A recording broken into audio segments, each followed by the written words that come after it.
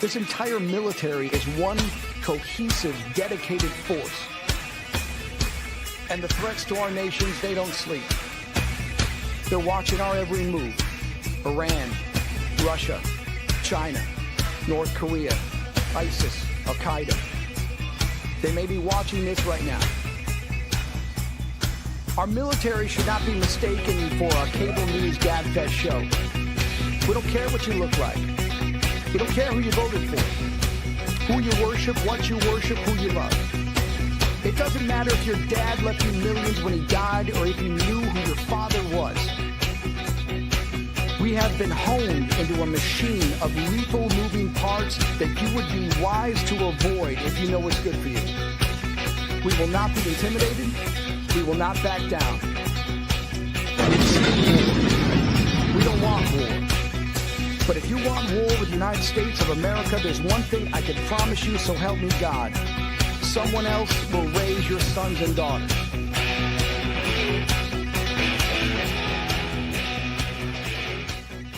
Military Broadcast Radio, the station that's giving veterans a voice. Find us on the web at mbradio.us.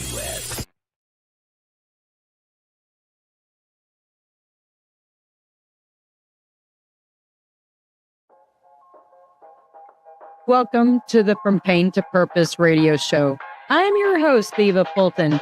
In this show, we explore the incredible journeys of resilience, healing, and transformation.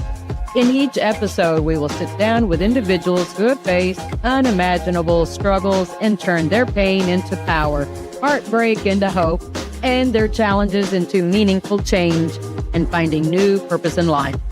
Through candid conversations and inspiring stories, we will uncover how pain, whether emotional, physical, mental, or spiritual, can be the catalyst for profound growth and a deeper sense of purpose. So if you are looking for motivation, insight, and real stories of triumph over adversity, you're in the right place. Let's get started on this journey from pain to purpose. Let's give veterans a voice through Military Broadcast Talk. Hey, good morning, afternoon, evening. Yeah, it's okay. I'm dealing with a headache today. I'm Eva Fulton, your host. Today is March 21st, the year of our Lord, 2026. We're live here in Fayetteville, North Carolina, the day after my birthday.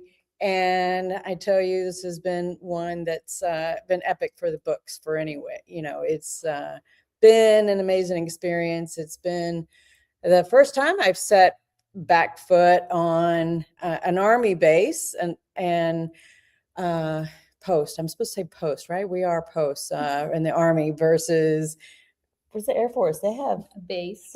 Yeah. Theirs is different. It's different lingo.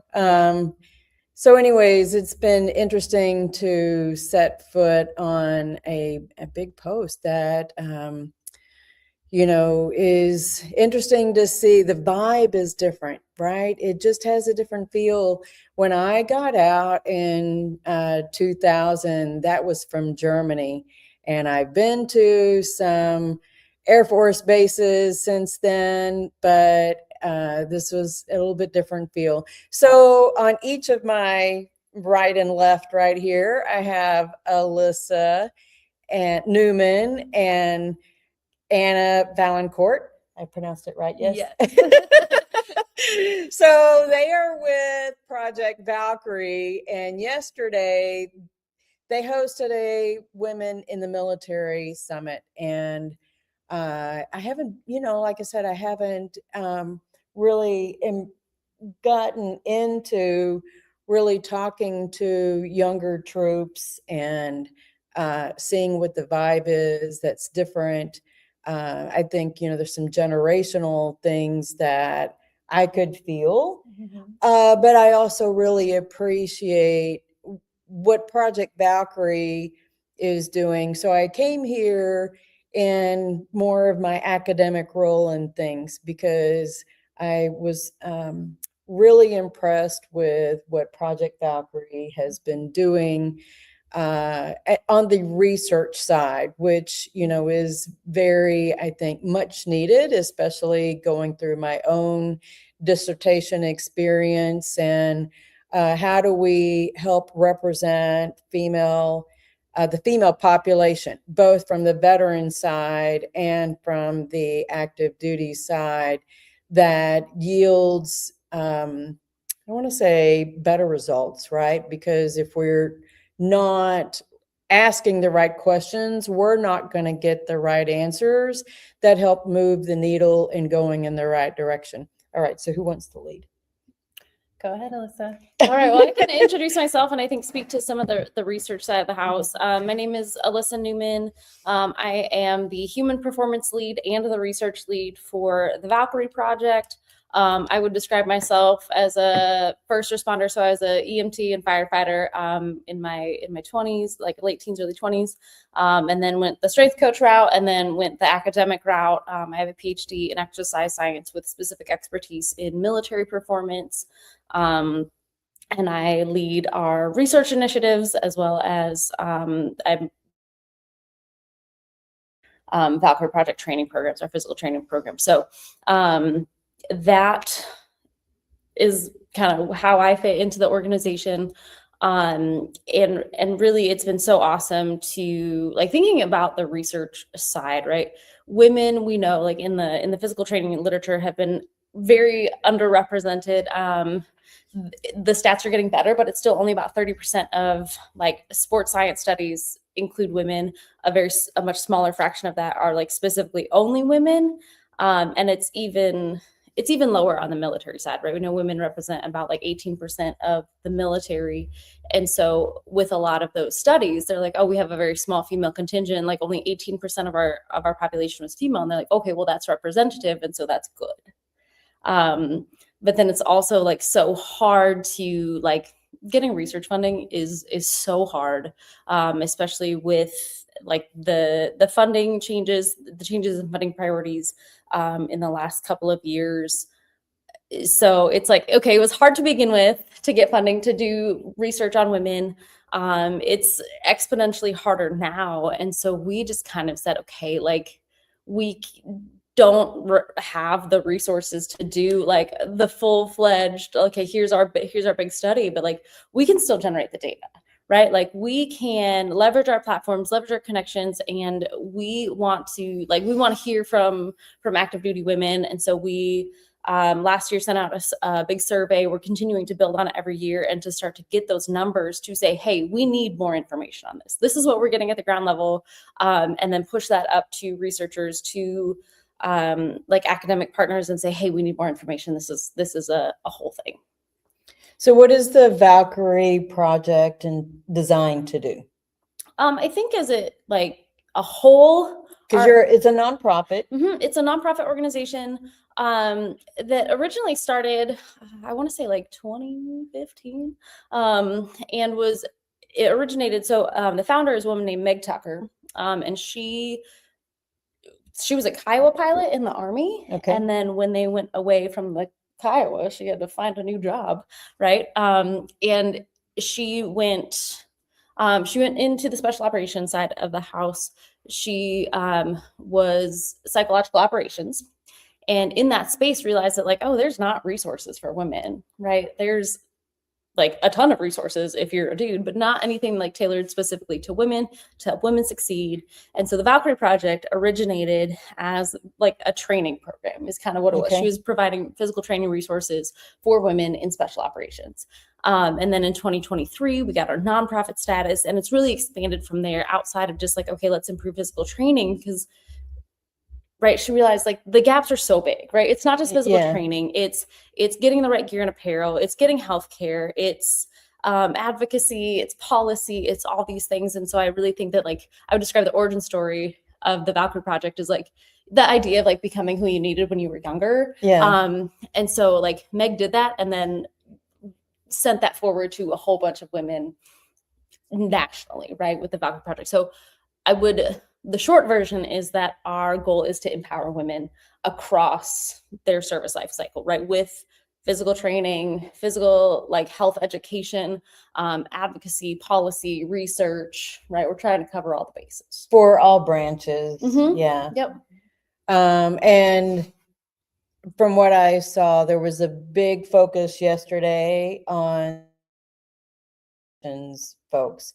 And I would, unless I, missing that takeaway, and that's because they would have the, I want to say the crux of, if it could go wrong, that's the population that has the highest risk versus somebody that's got an administrative position. Not that their job isn't important as well, but as the soft group are going to be the ones who are the most deployable and have to have gear function, physical fitness, diet, all of this, to have all those duckies in a row in order to be able to do their job well.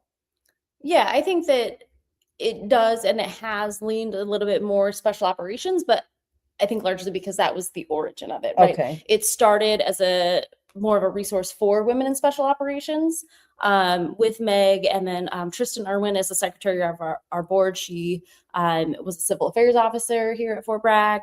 So they really kind of got the nonprofit piece of it together. And so it was more directed at women in special operations. Okay. And so that's who the original target population and so, was. Yeah, we've in the last year had conversations about important group, and we absolutely need to make sure that we're taking care of them. And women in the conventional force, absolutely need support as well, right? It's well, because I experienced a lot of the same issues that they talked about yesterday. Boots not fitting correctly. I remember when I was deployed in Desert Storm, we got our tan boots that were 2 sizes too big, men's size, right? I wear a size 5 in boots, and they gave me a men's size 7. Yeah. Oh boy. He was huge. Flip-flopping around, in the sand. It was not easy. Yeah. But a lot of the other gear fit like that too, right? And I love the lady that was there yesterday, Catherine was talking about the special gloves, realizing that the glove fitting was not designed to meet a woman's hands. I mean, they were way, the splatter diagrams that she showed up there of where the sizing was supposed to be and where they were actually was not designed for a woman's hand at all, an inch off of the pinky. Oh yeah, you're wearing your dad's gardening gloves. I trying to pick stuff up. But I have the same issues. But I, quite frankly, I think I never thought about needing to, just modifying it, right? Cutting it off and modifying. I just didn't because things were always on the go. You didn't think about making those kinds of changes. And then when you're deployed, you don't have a needle and a thread with you to, do that kind of stuff. But even the other stuff with the plates, when they were talking about getting choked by the flak vest and stuff, and I was like, yep, been there, done that. It's you don't know what you're missing out on until you see what the possibilities are. So it's all this new innovations coming out, and you're like, oh wow, it could be better. Yeah, it doesn't have to be this way, guys. Yeah. All right, so Anna. Yeah, I am a longtime military spouse. My husband did 23 years in the Army. I just followed him around everywhere and found that the easiest thing to do was to be a CrossFit coach, because I could bring that all over the world. And then I was like, this isn't enough. I was constantly getting hurt and doing stuff. And I was like, I need a better way to do this. And I was in college, originally going for psychology. And then I was like, wait, I really like fitness. I never did anything fitness related in high school. I totally revamped everything and went into the exercise science program, got my bachelor's in exercise science. And I was like, oh, strength and conditioning coach? What is this? This is way more science behind this. So we went into that, and then I ended up getting pregnant. And I was like, oh my gosh, I need to know more about this, because no one had any information. There's still really no information, because, it's kind of inhumane to test if a baby can make it through a pregnancy if you do all these things, so it has to be really just like lived experience. And that's kind of what everybody has to go off of. I mean, research is like exploding right now in this field, which is good. But because I was always in military towns, military places, like I was always working with some kind of like military personnel, but then I found like by like most love with like pregnancy and postpartum, because that's what resonated with me. Like being a mom, I moved when I had a 6-week-old baby, and I was like, how do I make friends? Oh, we get together at the park and we work out. Like, so we use No Excuse Moms, which is like another nonprofit that is in a lot of like military towns as well. And we started all working out together, and I was like, I can use my expertise here. And so I used my strength and conditioning expertise, went from there.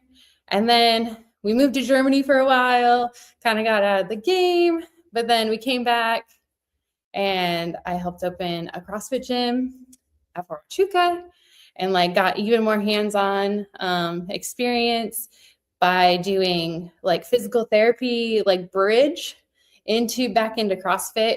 And I had a mom's class there that thrived. It was huge. It was so much fun. And then I went to H2F, and that's how I got back into the tactical space, like full time. I built a P3T program that's still being used for the 82nd Sustainment Brigade. It also is used at Division and 18 Airborne Corps for the athletes or tactical athletes.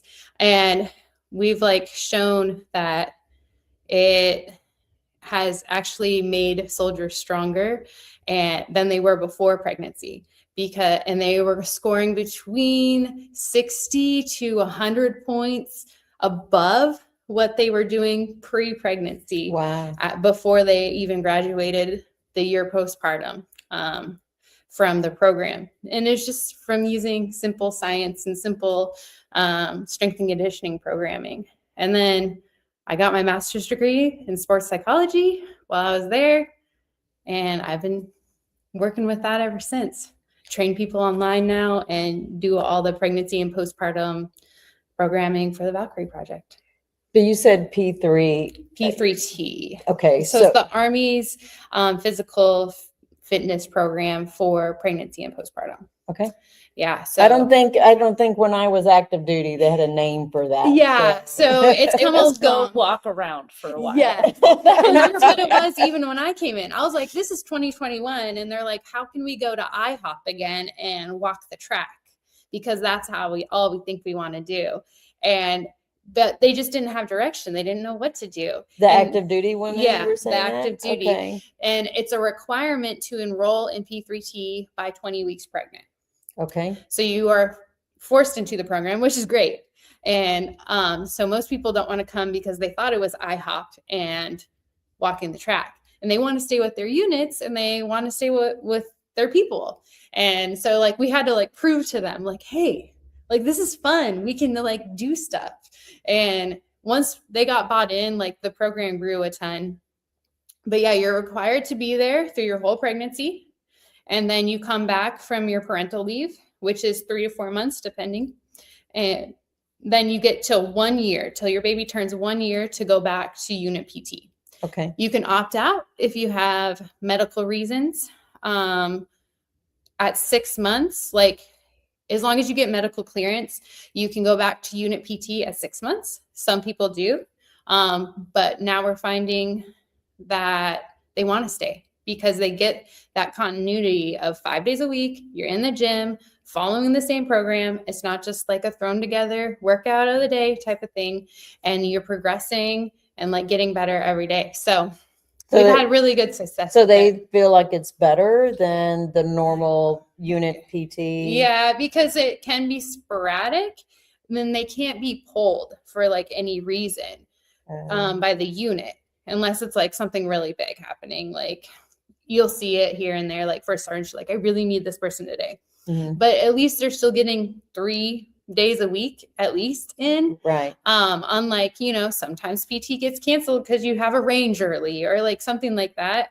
And it kind of hops around like, oh, we're having Sergeant so-and-so lead PT today, and it's going to be totally different than what we were doing last week.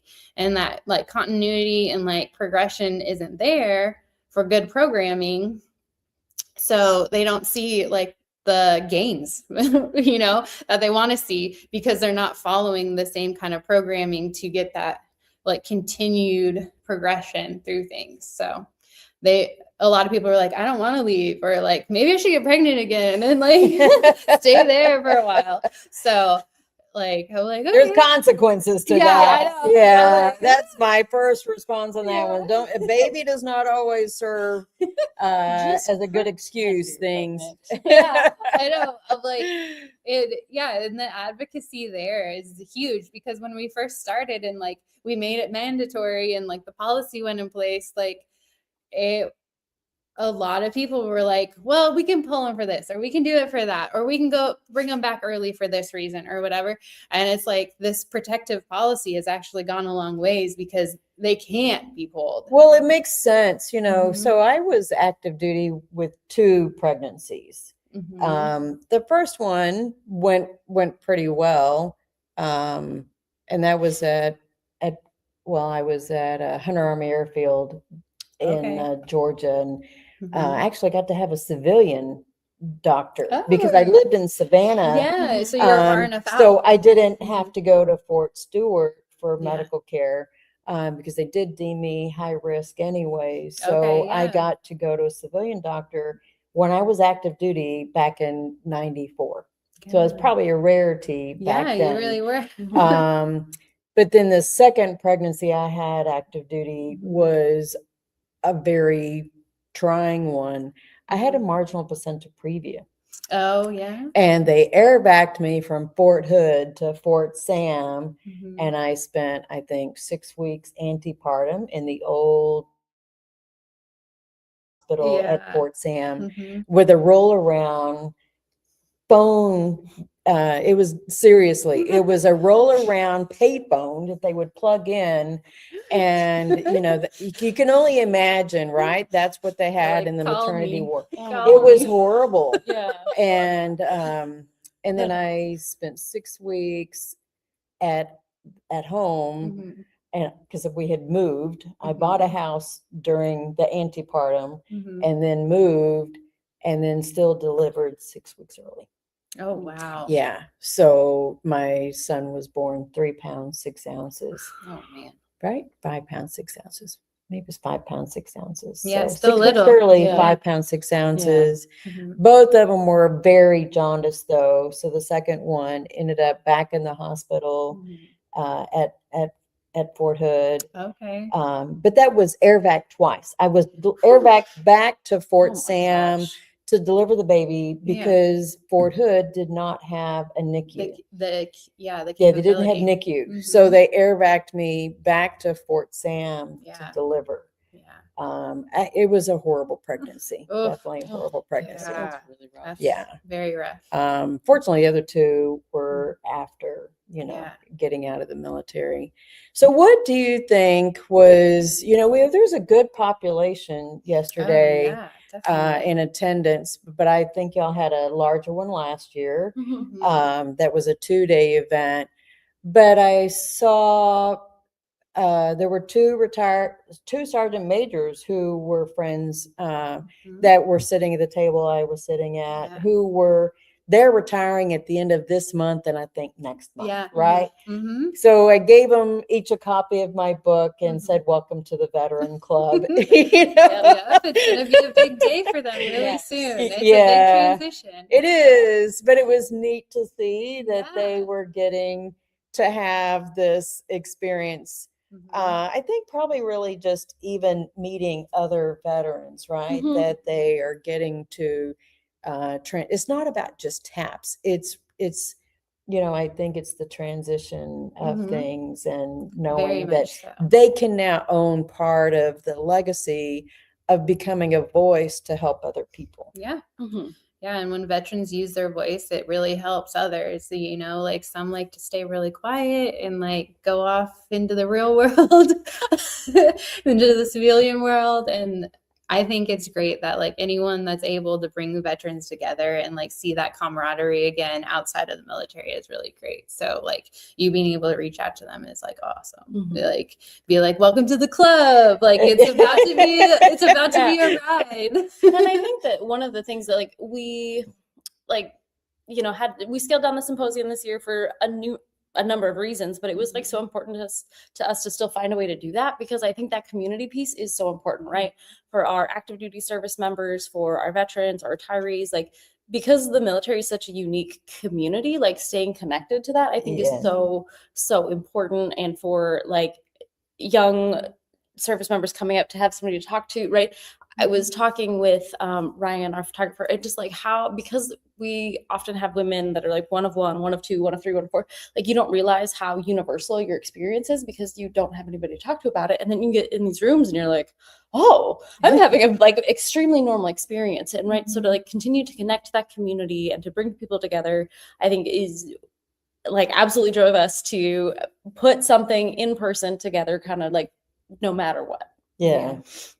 I remember there was, I don't know if y'all saw, but there was a first sergeant that came into the room. Yes. And he brought one of his junior enlisted. Yes. Yes. That was huge. Yeah. I heard him telling, what was her name? I don't know. She was a retired lieutenant colonel, the one that was sitting at the table also. She was doing, I don't know all y'all's names. I'm sorry. I'm sorry.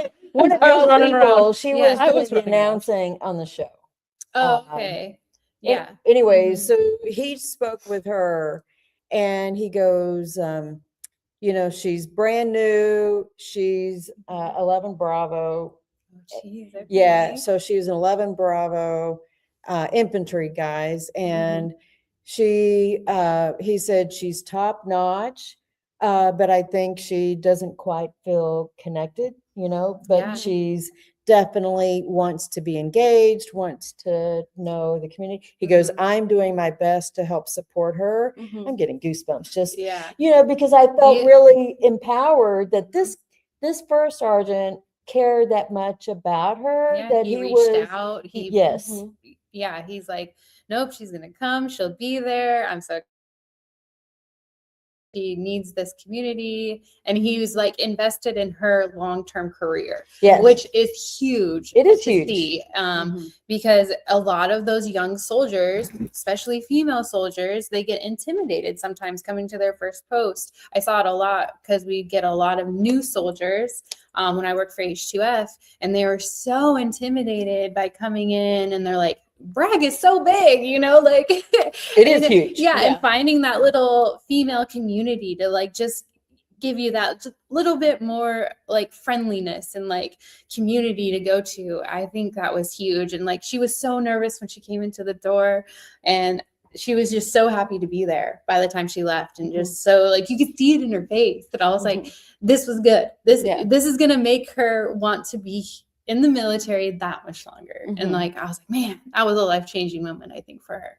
I mean, I'm only speaking. No, that's awesome.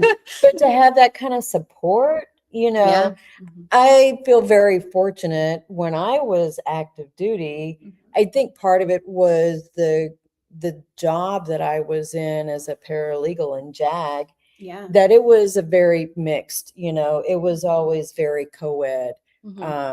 You know, basic training was at Fort McClellan, but that was all female.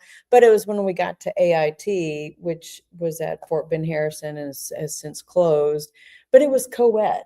And all of my units have always been very co-ed. I feel very fortunate that I didn't have any issues. I did my motor pool stuff, and, you know, I carried my weight, you know, but that was important. But I think that is a mindset as well. You know? A lot of those A-type personalities. And like, I think we see that a lot. Like sometimes it's like, we're here to empower everybody, but sometimes like they're already going so hard. So now we need to focus on like how do you recover and how do you like shut off that A type? Yeah, on Exactly. I feel Grace. like I don't know what your experience is, Anna, but I feel like the more high achieving people I work with, like the people who are like, let's get in and get after it. Like my job becomes less about like, let me tell you what to do, and more like, let me help you get out of your own way. Yeah. Like, Or relax. yeah. Or I think just even have perspective, right? Like it's not even necessarily like relax, but like understanding like unto what are we doing this, right? Yeah. This is long. Are you doing it for the sake of doing it, or is there some? But sometimes like everything feels important, and so you just need somebody to be like, that's actually not important, and Right. to like keep perspective and like understand like who's not, and I feel like sometimes I get like this with my own athletic pursuits, that I just get so laser focused on what it is that I'm doing that I just like I'm like, the only answer is to work harder, and I just need somebody to be like, no. Like you can chill and like remember that this is a long-term thing. And one of the things that I love about military performance is that like you have to think about, it's not just like, oh, how do I peak for this 4-month block for my sport, right? It's like, how do I perform at a high level for a year, 5 years, 10 years, 20 years? How do we get you from brand new soldier to like being able to retire on your own terms? And that's a much different approach to fitness than like, I need you to be at your best for 2 years. I think that's important. And I also see the aspect of, when I got out, I was like, thank God nobody's telling me to go work anymore. No, there's no work, right? Yeah. No working out. Nobody's telling me to go to PT. And then I was like, I woke up one day and realized you need to tell yourself to go to PT. It's okay. Do it for you now.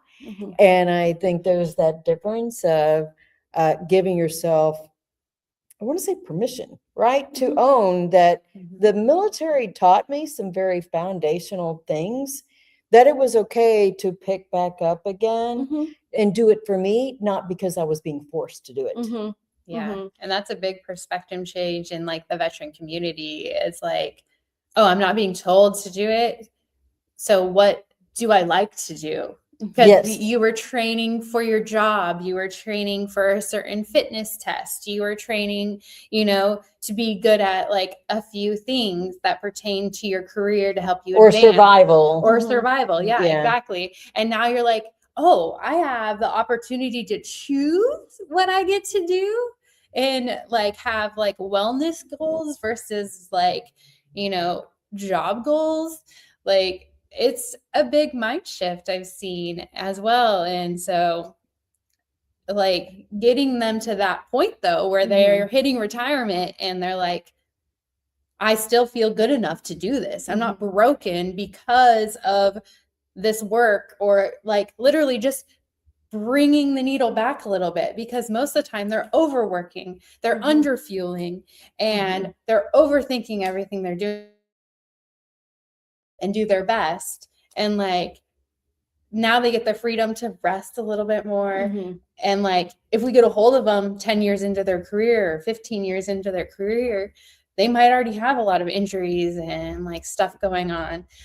But like if we can rehab them almost, like bridge that gap of like these little things that have gone wrong from jumping out of airplanes or some kind of car wrecks, like just life, just running every day all day because that's all they knew before. Like if we can like rehab and find like their imbalances and stuff like that, like it's huge and it's life-changing, and it's like it should be the standard. 1,000%. And even just thinking about working out after you get out of the military, right? Like, oh, now you don't have to do this and you get the opportunity to do whatever you want.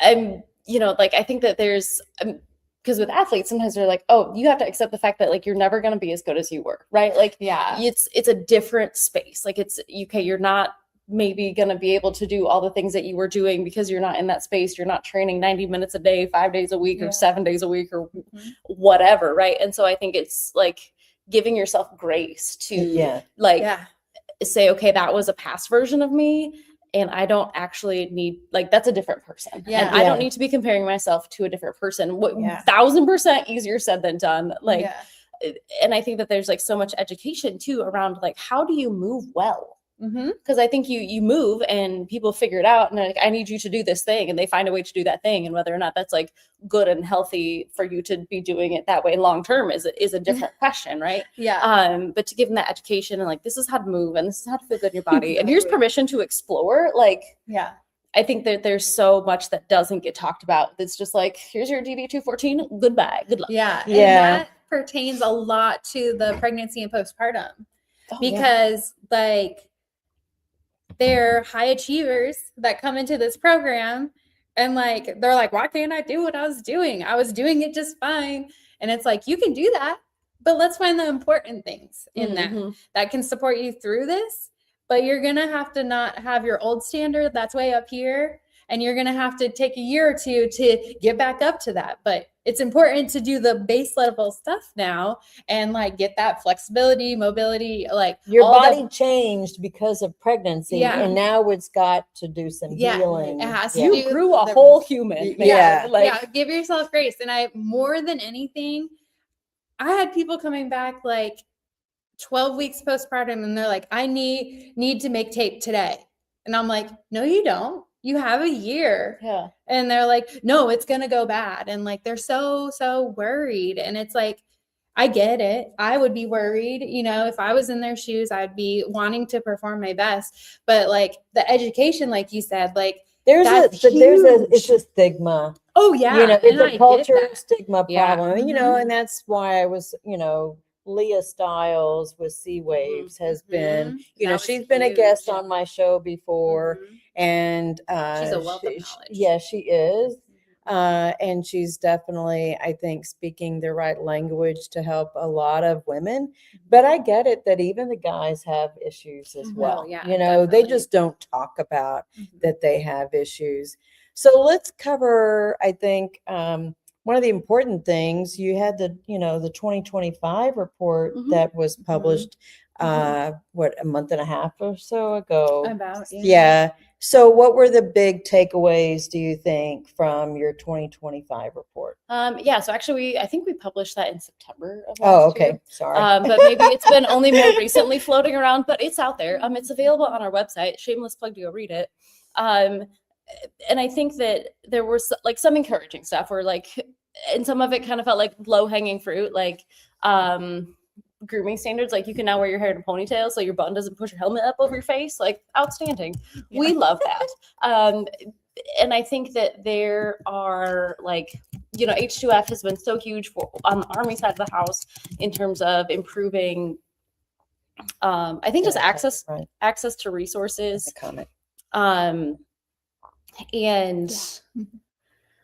But I mean, I think by and large it's hard to really summarize that in like a short amount of time. It does seem like things are trending in the right way, slowly, way more slow than we want it to be. Yes. But there's a lot of positives in that research. So being able to go and look at it and read it and see even like what you can take away from it, but also joining the research and signing up for, like we talked about, the clothing fittings and stuff like that. That's a huge thing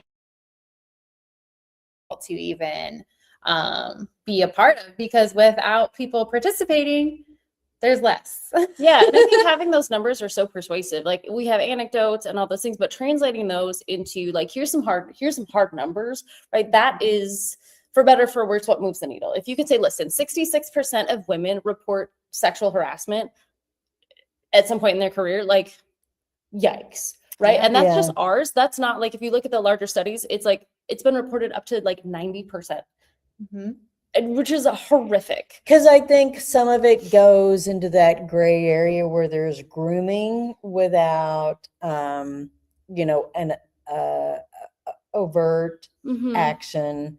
I mean, I was reading something on a blog yesterday that there was a sergeant first class who was demoted to an E4 because he did not report somebody reported something and they made a written statement and then he still withheld the information that his higher ups. Mhm. So I think there is some more accountability that is starting to finally come through. Mhm. And I don't know, how that changed over the years, because I was JAG, right? Mhm. I was a paralegal. Mhm. You gotta And hear the worst of it. Oh, yeah. Probably.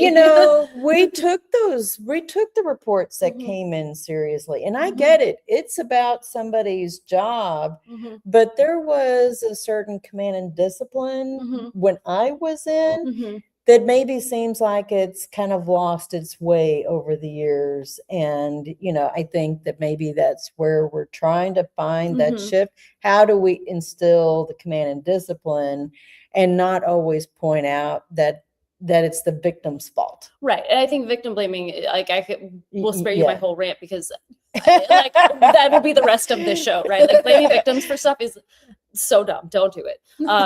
But I think also and I think that's where the value of community and mentorship and like my own Yes. experience, like on the fire department, I was one of 2 women, right? And we were on different shifts, like we had very different experiences, and there was so much stuff that, like, in hindsight, I wish somebody would have been like, no, that's not normal.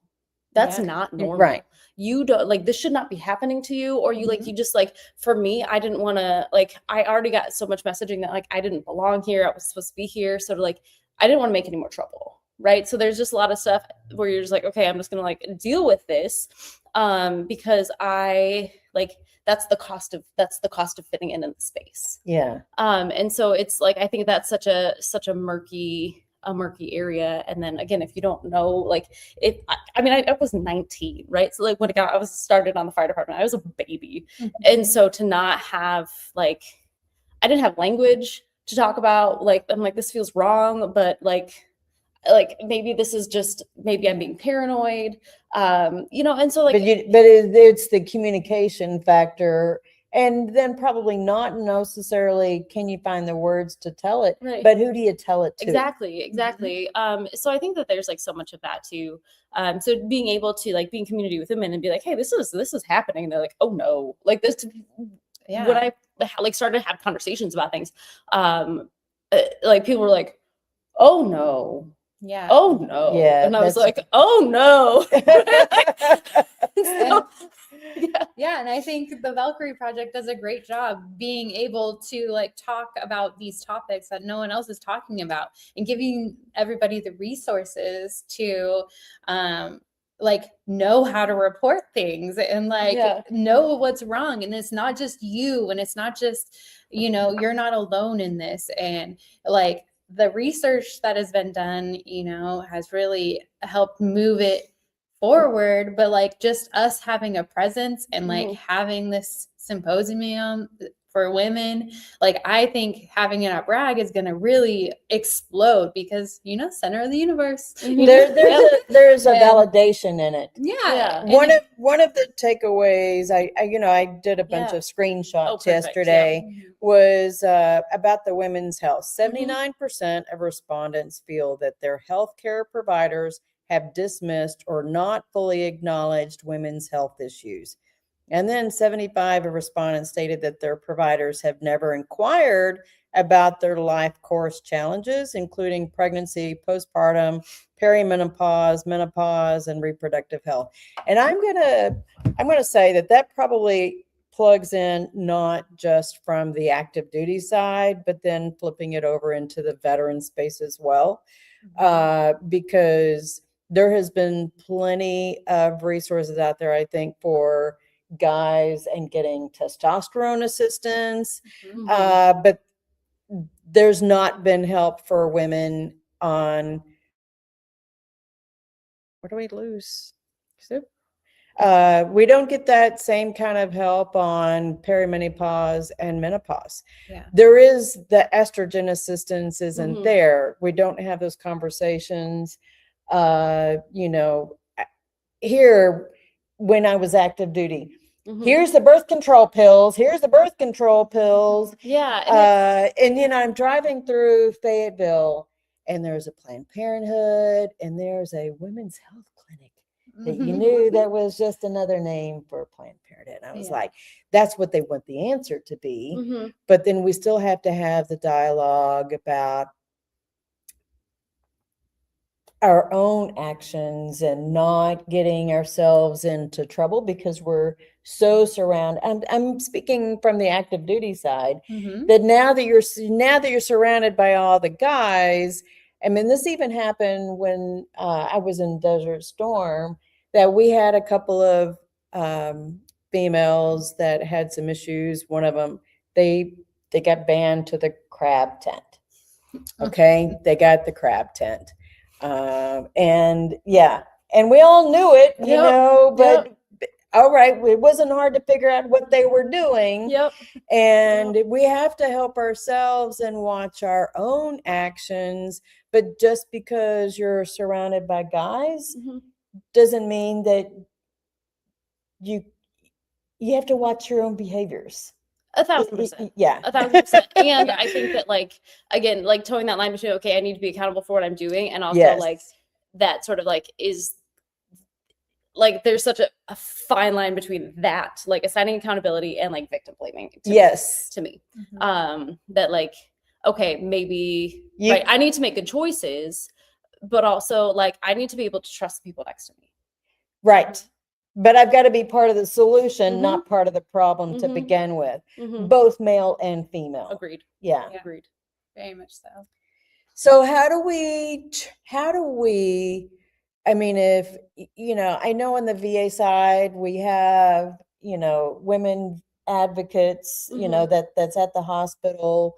And I have had to use one to help get assistance before, but that was a special case. And I don't know if they have that active duty to be able to, how does the active duty female communicate that she's not being heard, right? Oof, that's I think tough. I will be honest, I'm not as familiar with like the all the healthcare models within like the active duty, so like TRICARE and all those things. I think so much of it is like at this point, unfortunately, it's educating yourself. It's understanding like what sorts of things to ask. It's how to advocate for yourself. And like, and I'd love to hear your opinions on this too, like being in a medical space right now, that like, I think this idea of health literacy, that like, okay, I understand what's going on. I understand how to communicate with these doctors. I understand what kind of questions to ask. I understand when to like push back. Cause I think that there's like, you know, women get dismissed, like you're talking about, like women get dismissed all the time. Like I was running those statistics and I was like, this is horrific, that like almost 80% of women feel like they are unheard by their doctors. Like, but it's so normal, right? And that they're just like, oh, well, it's hormones. Here's some birth control. And you're like, you what? Or they're like, oh, that's that's getting older. And you're like, stop it. And the sweats are okay. So, you know, just deal with it. Just deal with it. Or we were even talking about like all this pelvic floor issue stuff. And we're like, oh, I pee a little bit when I lift. And they're like, oh, just pee before you exercise. And you're like, well, thank you. I didn't think about that. Wow. But I like to not pee, right? Well, but it's like, no, I do. But it's like, you know, and it's like, okay, thank you for that solution. And they're like, well, here's some Motrin and see you later. Bye. So I think at this point, I think it's like a two-pronged approach. I think for women themselves is understanding your own body and like trusting that your reality is your reality. Like there is, if you feel like something's going on, it probably is. And you need to like push back. And again, easier said than done, but like understanding like what your resources are, understanding like, you know, even like not being afraid to say, hey, I hear you, and you want to just push off this as something, but there's something going on. What is going to make me feel good as your patient is if we do further testing.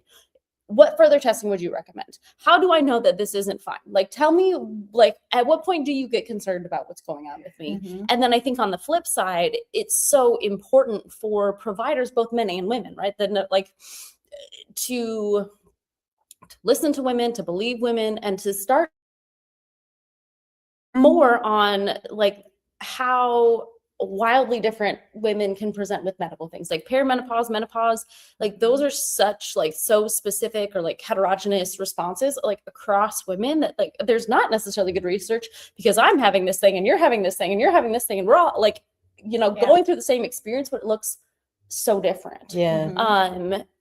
So that I would would- be I would my, think, my probably- 7 cents on that. Probably the one thing that has saved me, and it took for a long time. It took 18 years for me to get my 100%, but I had very well documented medical files. I had 2 volumes when I got out. But you got to remember, I had a really horrific car wreck on my birthday, March 20th, 1992, that I probably should have died from. I mean, seriously. But it's been this mixed blessing in many ways. So very painful over the years, but also, very much a blessing. But when you're active duty, make sure you go to sick call. I'm not saying abuse sick Keep call, all your records. but keep a copy of your records. Know when you have issues and make sure you get documented. So my car wreck, there was a line of duty on it, so the line of duty documented everything. I had pictures of my car that, when I finally submitted it with my last claim and said, hey, this was not just some fender bender. This was an MPT'd my car going 55 to 65 miles an hour. That's crazy. Yeah. They had to use the jaws of life to get me out of my car. My seat folded in half lengthwise. I had 3 pelvic fractures, 2 knee fractures, 2 ankle fractures. It's messed up my back, and it's been a journey, but it was very well documented. And that, folks, whether you're male or female, has been one of the things that is very important. Yeah, I would add, going back to how to get better help is, like you said, make sure everything's documented. Go to therapy. Make sure you go to your physical therapy. Don't cheat yourself. Always get printouts of everything, but also you have to be your own advocate, because no matter what, the system is overburdened. Most of these doctors that are seeing people now, they're very overpaneled. And so being your own advocate and being okay, so XYZ is happening to me. I'm going to put it in the Google machine. And I know Google's not always right. It probably is going to tell you you're dying, but the second worst case scenario. But write down some things and write down a journal. Okay, on Monday, Tuesday, Wednesday, I had hot flashes, but today I'm cold. What did I do differently these days? And I've seen that go so much further, just being your own advocate and being oh, I started taking this supplement, or I stopped taking this vitamin, and this all changed. And this, and that gives everybody the proof that you're not crazy. Because unfortunately, a lot of it gets brushed off. And if you don't have full documentation, I go into doctor's appointments, especially when I was at WOMAC, I'd go in with a whole printout of okay, this day was this day was this, I think I need this and this. And it's it sucks that you have to be your own researcher, but you took your own data. You took your own and I got symptom help. list. Well, that's important. That's important to help people.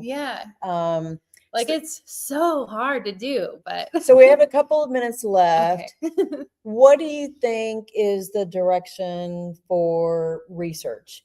And I'm going to caveat that because, even when I was looking at doing my own dissertation, everything was, well, you can't talk to people that are active duty. IRB is not going to prove that. So everything was just a roadblock to do that, which means that I can only focus on the veteran population. So I don't know. Do you have any insight in that side of things? Yeah. So actually, I was working in, I did work with active duty military as part of my postdoc, and then worked with the Army RC program during my PhD as well. And so there are some extra considerations from the IRB for doing that work, but it is certainly possible, right? There's just a kind of another layer because military members are considered a protected population. Right. There's additional layers of consideration. And so people sometimes don't approval from take that DOD probably? or- It depends on the scope of the work. Okay. It depends on the scope of the work and the funding and all those things. So, and then there can be also a lot of challenges, like trying to get into units to do. You can, go establish a relationship with a commander and they're like all about it, and then they leave, and then you go Right. go sell yourself to the next person, and they're like, I don't think we do research here, and you're like, cool, bye. But I think that's one of the one of the coolest things about the way that we're doing it is like, we're not a DoD entity.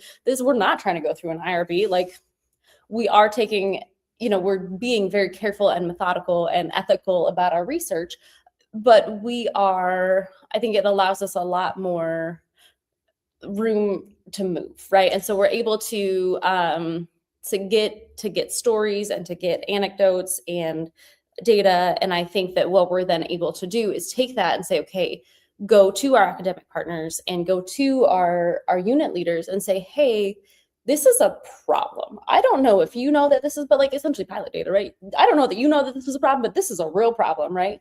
And get the people like in the research spaces to be like, hey, this is a problem we need to solve, and then go to that unit and be like, hey, this is a problem to solve. We have people who would like to solve it for you. Like, can we all pretty please work together and make this happen? Has that been received so very well so far, do you think? Or I think that's not something that we've necessarily, like, making those connections hasn't been like a huge line of effort for us at this point. But our hope is to be able to do that in the future as we continue to build on our research. And we are launching our 2026 survey in the coming weeks, and so then we'll be able to like get that longitudinal data and to say, okay, hey, last year this was this and now it's this, and like, okay, so you can just start doing some trend analysis to Mhm. see is the needle moving in some of these areas, Mhm. or And if in it's which not. direction, Yeah, right? Like, right. are we getting worse?